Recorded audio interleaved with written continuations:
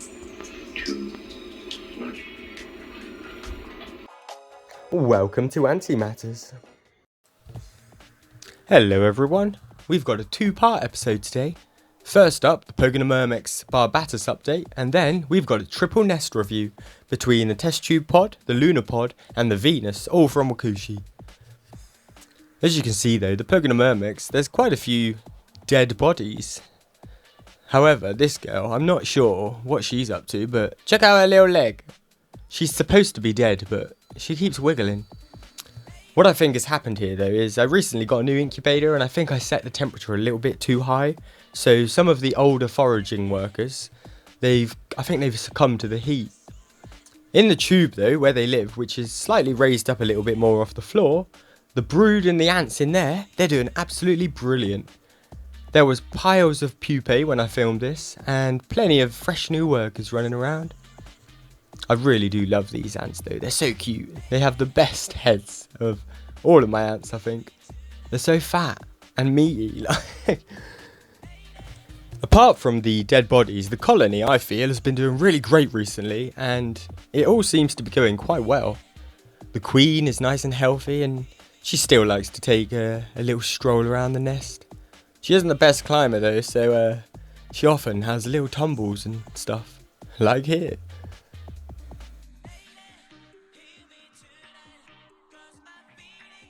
It's like now you see her, now you don't. Thankfully she made it back to the tube okay, back to her little kids. She's doing absolutely brilliant though, I think, and you can tell, I think she's been feeding really well as well, because her butt is absolutely fat as hell. I've never seen her gaster so big before, and I'm hoping it's full of eggs, because recently she has been pumping out a lot more eggs, I feel. Due to the overheating issue though, and I think they had a little bit too much space for the size they were, I decided I was going to stick them in a lunar pod, which I got the other day as well. I was going to use it for the Plagiolepsis pygmea ants I've got, but I don't think it'll hold them in, so I thought, you know what, the Pogonomyrmex Barbatus can have one. It seems to be doing them well though. The queen is beautiful as ever though, with her hairy legs and hairy everything, to be honest. The little workers are doing pretty good as well, but check out this little girl's head. I call her Denton, because well, she's got a dent in her head. It's massive. She doesn't seem too bothered, and it doesn't seem to be impacting her ability to do anything, but looks like she's been hit by a bus in the face. As you can see as well, the lovely light worker in the background there. Freshie. I tried to get a little glimpse of their brood, however, down near where they keep their brood, the tube is a little bit grubby, and I just can't get a look. But it's safe to say that there's plenty of larvae, plenty of pupae, and plenty of eggs. They don't seem to be showing any signs that they are going into hibernation, which I think is pretty cool, to be fair, because I think they are meant to hibernate, and I should really have a think about it. Let's get on to the nest review. So I'm a big fan of Wakooshi, as you've all probably figured out. Get 10% off with code Antimatters at checkout as well. But I thought, you know what, I'm going to compare a few of these because, well, I am a massive fan of the Venus. I don't think the Venus can actually be beaten by any other small nest at the minute. It's tip top. And Tubepods I love as well. The new lunar pod, however, I've got some views on it, you could say. First up, flexibility of test tubes. As you're probably aware, the Venus and the test tube pod, they will only take one size test tube. However, the new lunar pods, they come with a really nice little rubber grommet, and I'm very impressed with this bit. I think this is the best part of the whole lunar pod, are these little rubber bits, and they sit really nicely inside of the pod. They're quite easy to get in and out, but not too easy that they're going to be falling off all the time. But they allow you to put different sized tubes onto the same thing, which is quite a useful thing to do, to be fair. I thought I'd give it a test as well by putting a little bit of weight on it, and as you can see, the joints, they're not popping out or anything. They're quite nice and sturdy in this department. That's not to say that they're proper sealed in there. If you do want to get them out, they'll come out alright. Just give them a good little flick and jobs are good. As I said though, the Venus, 1 tube size. Next up, let's have a look at the lids. The Tubepod, I do like these lids. They slide on and off really easy, and as long as you put the lid on properly, not much is going to escape. I have found the Plagiolepsis pygmea, they can escape, but they can escape anything. I haven't found a nest yet which will actually hold them in. The Tubepod's also got 4 little ventilation holes.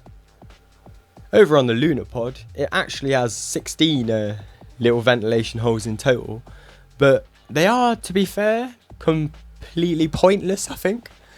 The little handles that go in the lid are by no means airtight, and well, you might as well just scrap the ventilation holes and just let the air come in through the handle at the minute.